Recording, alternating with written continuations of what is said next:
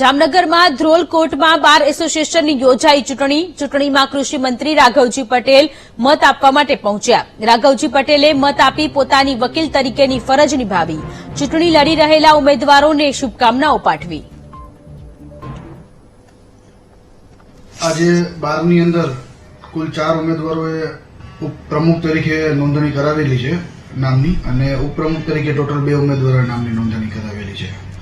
તેની અંદર પ્રમુખ તરીકે સંજયભાઈ નકુમ, વસંતભાઈ છત્રોલા, બલીભાઈ તેમજ સુનિલભાઈ ગોસ્વામી, એવી જ રીતે ઉપપ્રમુખ તરીકે અરવિંદભાઈ ભીમાણી અને સુનિલભાઈ ગોસ્વામીએ પોતાની ઉમેદવારી નોંધાવેલી છે.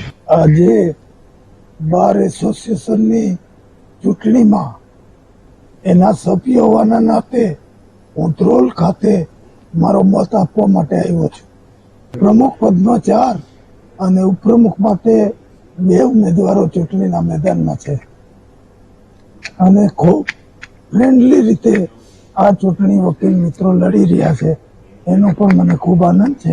મેં મારો મત આપી દીધો.